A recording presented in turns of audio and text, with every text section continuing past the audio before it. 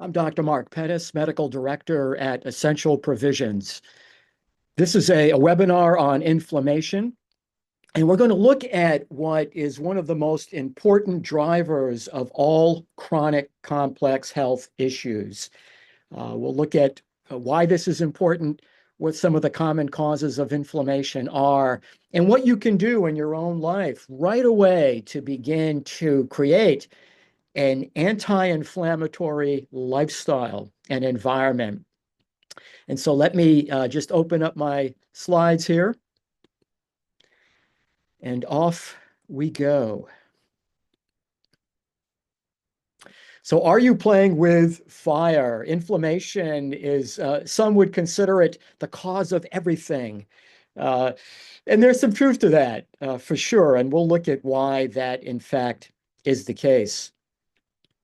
So the goal here in the half hour or so that we have is to look at the common causes of inflammation and how they link to lifespan, health span, and quality of life.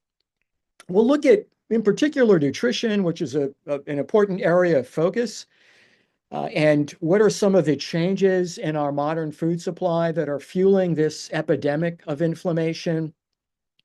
And then we'll look at, as always, some actionable lifestyle considerations that one can employ that can complement whatever other treatments you may be getting for blood pressure. Maybe you're on a GLP-1 for your weight. Maybe you're on some medication because you have been told you have prediabetes or diabetes. Everything that we're talking about here will regress the root causes of all of those chronic complex health conditions. So the secret killer, the cause of everything, and many have adopted this sort of new term called inflammaging. We know that this burgeoning science of longevity and aging is suggesting that inflammation may in fact be one of the greatest obstacles to a long and wonderful and vital life, the capacity to thrive. Inflammation will, in fact, accelerate one's biologic age. How would we define inflammation? This is, I think, a very straightforward, accurate definition. Inflammation is a highly evolved response of our immune system that protects us after injury from maybe an infection like COVID-19 or strep. And it's essential for survival. A system well designed for acute threats can become maladaptive when chronically turned on. And this is such an important point. Every aspect of biology and companies, software that we come into the world with that helps protect us, and our immune system is a perfect example of that. Inflammation is essential to help us survive. It's a system designed to turn on in response to a threat and to turn off quickly when that threat has resolved. If by the very nature of one's lifestyle and environment, that immune system is going on all of the time, or maybe it's on and it's in the on position. That has become the default mode. Many people that I've treated through the years with kidney diseases and other metabolic diseases are chronically inflamed. So this is a well-adapted system, but in a modern environment, it has lost its way. Very similar when we look at the stress response in a separate webinar. The fight-flight stress response, like inflammation, is designed to turn on and turn off quickly. As soon as that threat is gone, we no longer need that response. But in modern life, threats take many forms, like poverty or food insecurity or pain or trauma. So that stress, that fight-flight response is on most of the time. That's when human health, starting at very young ages, will begin to become compromised. Really important principles here. So a lifestyle medicine, I just want to share this with you briefly. It's framework for everything that I think about in terms of my own health and how I serve others. If a human being were a plant, and you go to your doctor because, well, the leaves are wilting a little bit, maybe they're a little miscolored, something about the plant is not what it should be. And our doctors, like me, are really well trained to say, well, you have diabetes, that's a stroke, you have depression. We call this fibromyalgia. Your physician, really well trained in Western models of education, generally is pretty well trained to diagnose, to attach a name to that which you present with. In truth, those names really say very little about what's actually going on. And we tend to reduce the cause of the name to genetics. Oh, Mark, your blood sugar is high. You have diabetes. Both your parents had diabetes. Therefore, this is genetic. And the good news is you are alive at a time where we have lots of pharmaceuticals that we can prescribe to help you with that. And there's a place for that. There's a place for this model, but it is so woefully incomplete. And it took me a while in my professional life as a specialist, as a Harvard trained specialist in kidney diseases, to come to recognize that my understanding limited my ability to really help people address the root causes of what it is they were presenting with. What we know is that when we see changes in our leaves, those things that'll bring us to a provider, most can be traced to this inflammatory response, an immune system that is overprovoked, that has lost its way, that is no longer able to turn itself off. And this is highly associated with, and these are other webinars that are available through Essential Provisions educational platform, are associated usually with high insulin levels. We might call that prediabetes or diabetes. Most people that have high insulin levels have no idea that they have high insulin levels. This is a missed opportunity because you might feel well, or you may just have what every American struggles with, not as much energy, a little bit of brain fog, just not firing on all cylinders.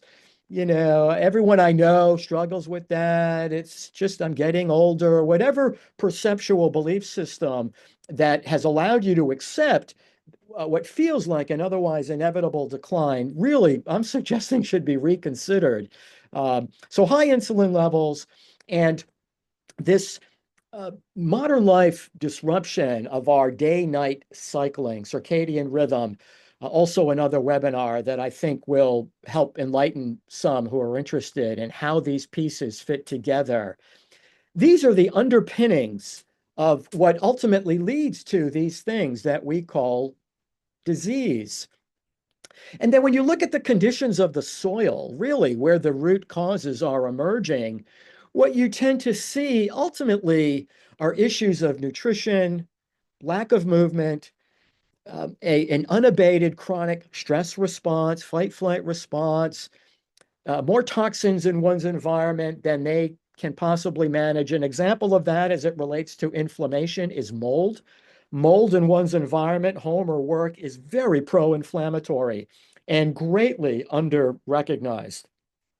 Sleep quality, how connected you are to others, connection in a loving, compassionate, supportive, non-judgmental, forgiving context, traumas that you may have dealt with, how you manage conflict in your life, your ability to unplug, even for a brief moment, to just be still and to connect with that inner wisdom that is alive and well in all of us, but that voice tends to be silenced because of the hubbub in our modern lives. And when it does speak to us, often we're just not in the right place to hear it and acknowledge it. Meaning we cultivate in our work, love, and play, socioeconomics, all of these things that are part of our lives are either aligned with what our biology needs, or they're not. And that misalignment, if there's a mismatch between what our biology needs and what we're providing it with continues, you'll begin to see an overreactive immune system, insulin resistance, high insulin levels, disruptions of circadian rhythm, unabated stress. Those are the things that ultimately lead to chronic complex disease. So a medication in response to a name or a diagnosis might be helpful, but unless you are addressing the conditions of the soil, your plant will never get better. And there isn't a landscape architect anywhere that wouldn't attempt to address why it is a plant or a tree is failing without looking at the conditions of the soil. And our Western medical health system, we just are not well designed to do that. Sad but true. So, what are the conditions of your soil? What are you getting too much of that might be undermining your health and causing inflammation? And is there an opportunity to reduce it? An example of that would be sugar, flour, processed foods. The corollary to this is, what do you need to be getting more of that you're not getting enough of? And how can you introduce more of that? Examples of that might be vegetables. It might be sunlight. It might be more healthy fats. It might be more time around people who actually care about you and support you. And so these are common causes of inflammation. Each of these could be a separate webinar, but just a high-level overview, which is the purpose of our time today. The standard American diet, which is 55 to 60% processed carbohydrate, sugar, flour, high glycemic, nutritionally depleted sources, are a huge driver. And the same way, processed vegetable oils are very much, and I'll elaborate on these very briefly, pro-inflammatory. People who are just stressed all the time, and these, sometimes it requires making some really challenging decisions. Maybe I'm in a relationship that's just toxic and I need to get out of. Maybe I'm in a job that is no longer aligned with my values. A heartfelt, honest self-assessment can bring you to a place of having to confront very challenging decisions. As it relates to your health, there is no challenge so great that you should avoid trying to meet it head on. And we all need help on this journey for sure.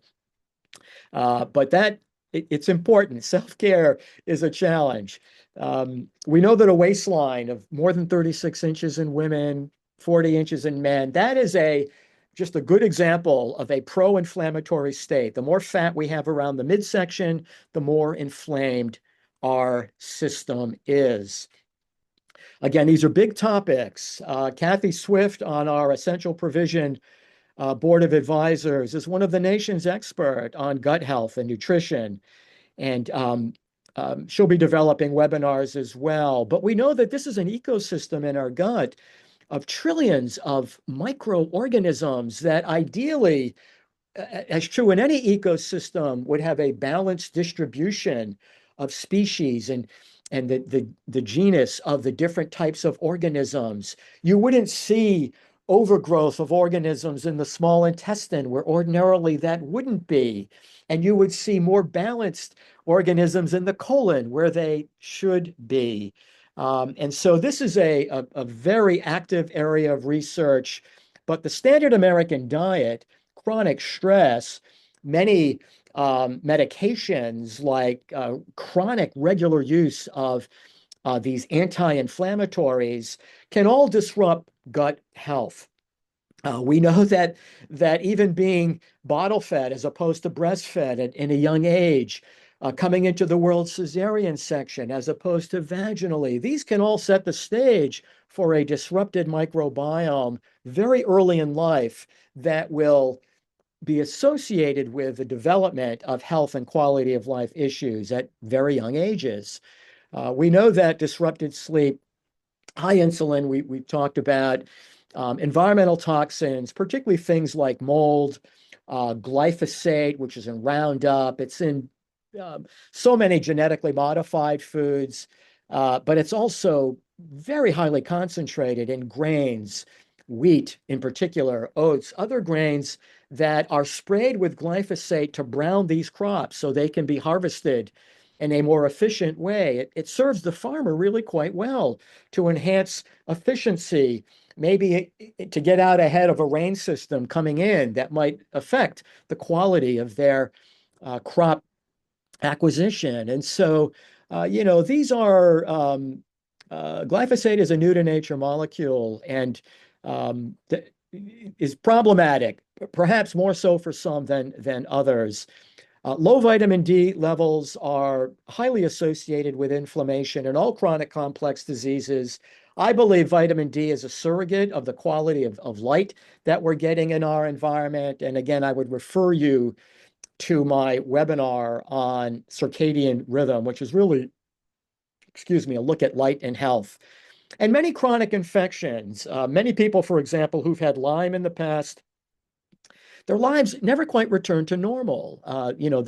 They might have what we would call chronic Lyme, or Epstein-Barr virus is another example, the mononucleosis virus. Some people are never quite right after that infection with mono. Their immune systems never quite come back to that balanced regulation. And then COVID. And I retired recently from my medical practice and my professional role overseeing population health in Western Massachusetts. And it was all hands on deck, of course, with COVID. I saw many, many people and many of my colleagues that had COVID and were never quite the same after that. We call that long hauler. We don't really understand why it is some people acquire these more chronic states, but suffice it to say, many infections can take on, even after that infection has gone away, the effect on the immune system remains. And that is a huge disruptor of quality of life and health. So let's look just briefly at food. And again, in the spirit of time efficiency, I won't go into great depth, but just touch this on a high level. I think everybody knows that our food supply has changed tremendously. I often think back, I lived with my grandparents in rural Alabama, and they were both born in 1900, and virtually everything that they ate when I was with them was a whole food. They grew a lot of their vegetables. They had chickens, and we had their eggs every day. And when they went to the store, they bought meats and eggs and dairy and butter and milk and it was and all kinds of produce. They were just loaded with vegetables, and that's what we ate every day. That was just a few generations ago. And we know that even foods that might otherwise be healthy are now cultivated in ways that completely disrupt the health of that organism. And ultimately, these become a part of our food supply. If you're a chicken and you're not seeing the light of day and you're being fed grains and you're being given antibiotics and, you've got a minimal space to move, you're going to be in a stress. That chicken's going to be in a stress response, in fight flight. It's going to be in an inflamed state. What does it mean when a human consumes that food? We call that xenohormesis, how the conditions within which the food is cultivated can be acquired by the person consuming that food, right? So that wasn't chicken. So these are some of the major changes in our food supply. And again, I think many of you are aware of this. There's a lot out there in the blog world. But I would say these are some of the top changes that have completely disrupted human health as it relates to the standard American diet. We get way too much of a glycemic load. Again, it's these processed carbs, sugar, breads, poor quality breads that aren't whole grain or sprouted grain. They're bleached. These are fructose, which is in many foods. Um, and I would even add fructose, in fruits. Our ancestors ate fruits that were seasonably available. Is there a potential challenge if you're living in Burlington, Vermont, and you're eating a banana every day over the winter season when historically bananas don't exist in that ecosystem during that time period? I asked that rhetorically, but we're probably getting foods, even foods that we would consider healthy, may be problematic when we're eating them out of season, particularly in higher quantities. We know that fats, and many of you have heard of the omega-6, omega-3. This is widely contested. And the jury may still be out to some extent on this, but the point is that most omega-6 in natural sources, pasture-raised meats, nuts, are very different than omega-6 fats in high quantities that people are now getting from processed seed oils, safflower oil, soybean oil, cotton oil, canola oil. These are all processed seed oils, very high in omega-6 fats, and in high quantities, particularly relative to the omega-3 fats, which are, fatty fish, as an example. Um, pasture-raised meats will have a little more of an omega-6.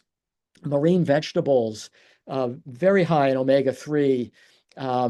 This is, we consume very little of those foods and much more of these processed omega-6 fats. I think it's problematic from a human health standpoint.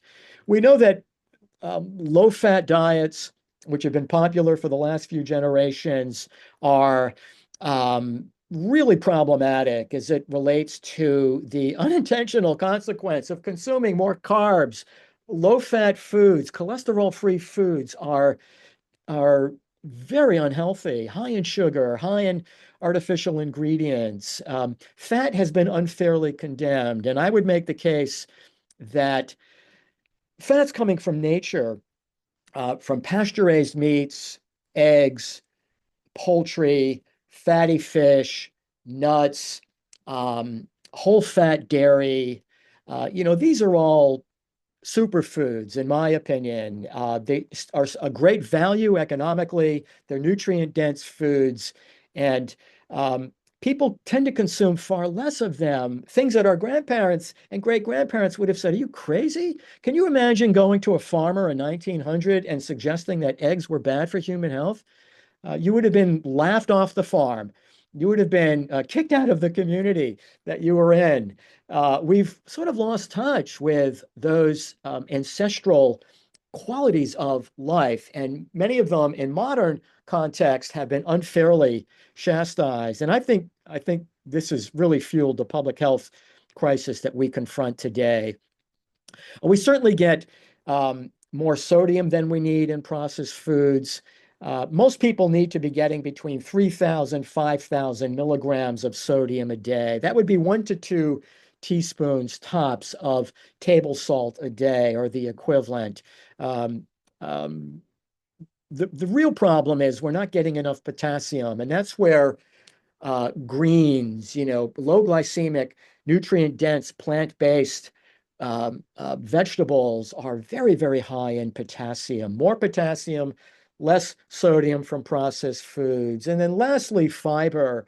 We tend to be a fiber deficient culture because there's so little fiber in our modern uh, diets. And we know that this is seems to be a major driver of a disrupted microbiome. And so, if one goes back to a whole foods, minimally processed, ancestral way of looking, I might, call it paleo, anything that really hasn't been seduced by modern processing for most of us will be a huge upgrade from a standard American diet and will greatly lower inflammation and insulin resistance. Now, often when one is really struggling and on a kind of a slippery slide, just an elimination diet, eliminating one aspect of the diet for 30 days can reveal a lot. This is the n=1. You are experiencing a change in your life by virtue of eliminating something. That might be sugar, it might be wheat, or more broadly, grains. It might be dairy. It might be vegetable oils. Um, it many people who improve, whether it's vegetarian, vegan, paleo, call it what you want. The improvements often have less to do with what you're consuming in that change and more to do with what you've eliminated in that change. So an elimination diet can be very helpful, not long term, but in identifying potential triggers. And when I did this, I came to realize that wheat and flour in general was triggering migraines, was triggering for me irritable bowel. I was getting eczema. And I had these diagnoses: eczema, recommended a steroid cream. Uh, Irritable bowel, Mark, try a probiotic, try this or that, prescription. Migraine, you can take this or take that. Good docs, good people, good diagnoses, but none of them address what ultimately for me and for all of us were root causes. So this is a really good tool worth considering. We know that when you look at whole foods in general, the Mediterranean diet has been widely published. It's really an array of plant-based foods, meats, whole foods. And again, I'm a real proponent of animal fat and animal protein. Sometimes you're a voice in the wilderness, but I believe the science is very compelling that when you look at these whole food ways of life, as you see in the blue zones, uh, all markers of inflammation and metabolic health tend to improve. And again, I understand that there are people who, for whatever reason, don't want to be eating meat. They don't um, and so but if anyone is not eating meat or an egg because of fear of the impact that will have on their health, then I would suggest think more about the source. Don't condemn that group of foods, understanding that there are some sources that are much more ethical in terms of how animals are raised, use much less in the way of toxins in the cultivation of those food sources, and are cultivated by people with deep respect and love for the ecosystems that they are part of. So in general, if you could do one thing more than any nutritionally to reduce your inflammatory response, it would be cutting down on carbs, focusing just on low glycemic. And again, these are the usual suspects, which are the predominant aspects of the standard American diet. And I won't read through each of these. What I will say is that if you have a diagnosis of prediabetes or diabetes, you should definitely have a continuous glucose monitor. Physicians can prescribe this. Insurance with those diagnoses, everyone should have one, in my view, but most insurers won't pay for it unless you have a pre-diabetes or diabetes diagnosis. There is no substitute for being able to measure your blood glucose at any time in response to what you're eating, the time of day that you're eating, the mixtures of foods, the combinations that you're eating.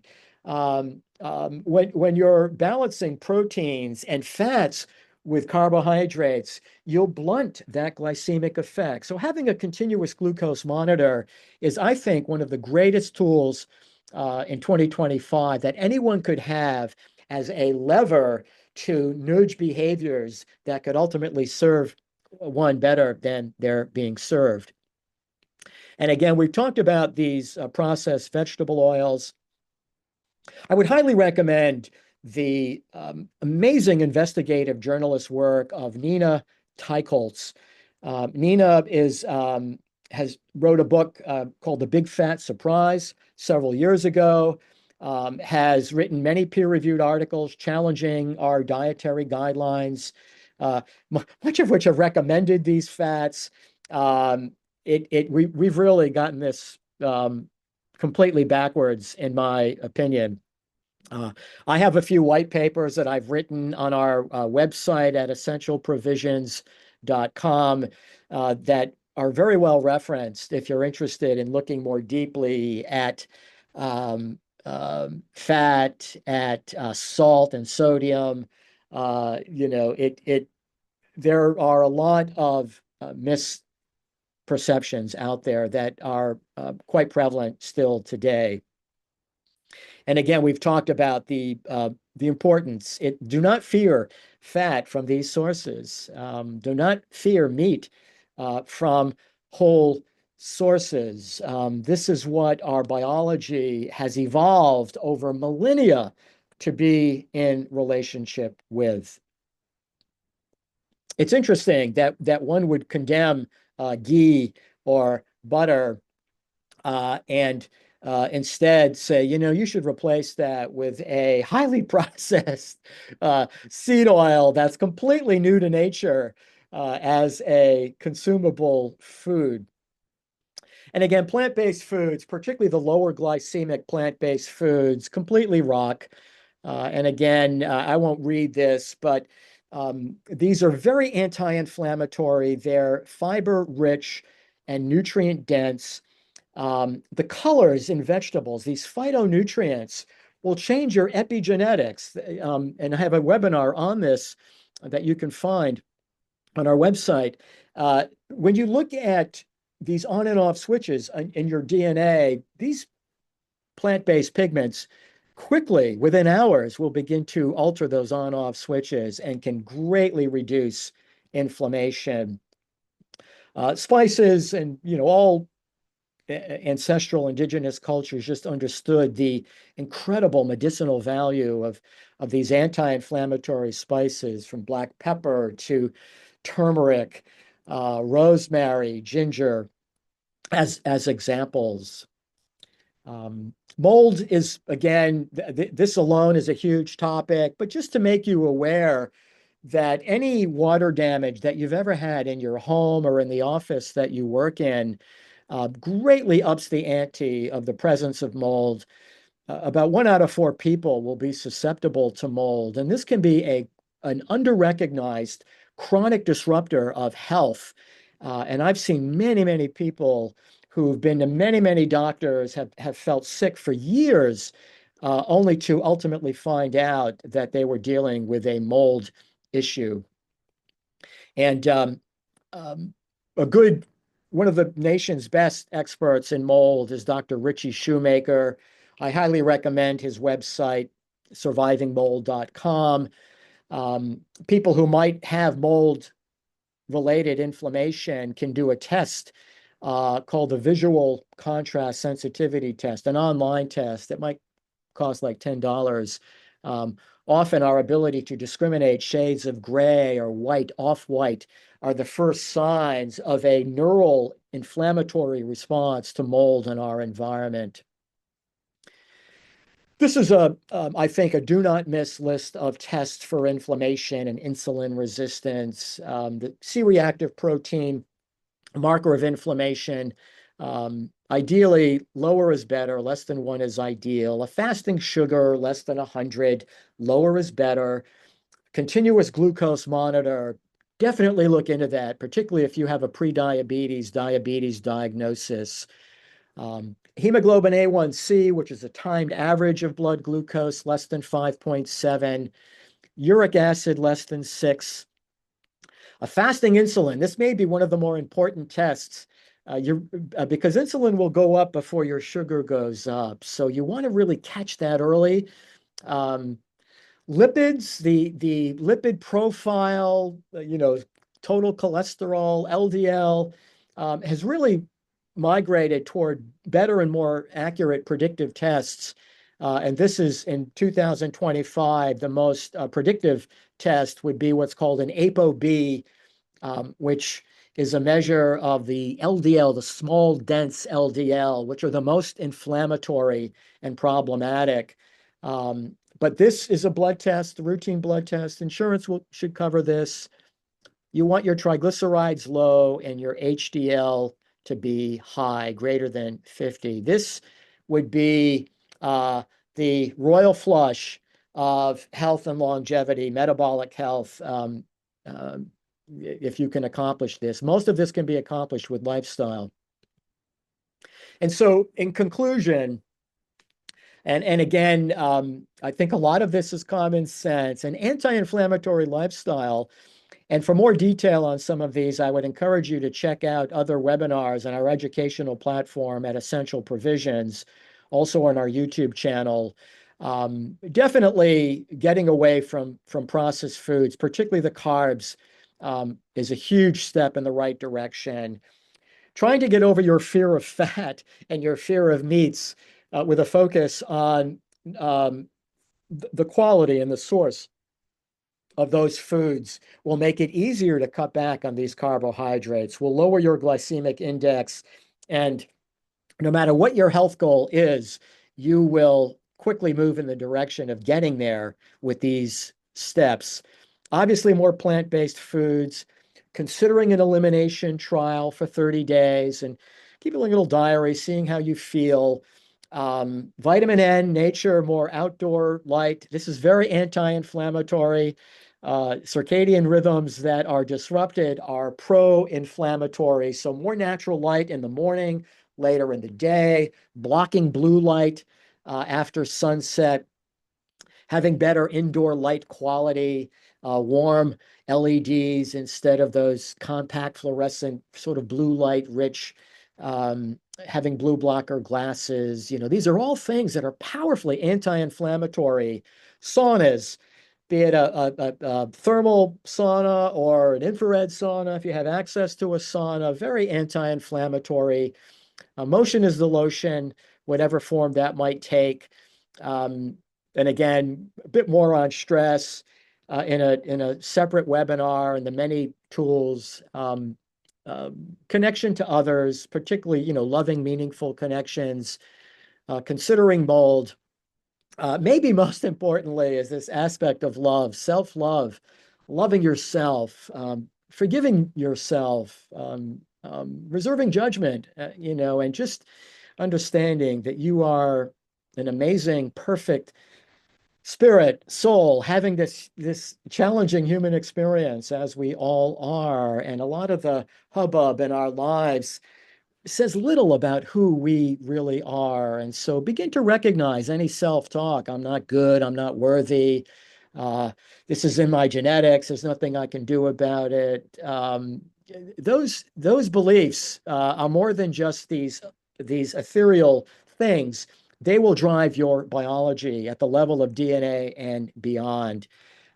So I leave you with this, and it really goes along with this whole concept of self-love. And, it's all about that companionship and, right, who came along and never left your side.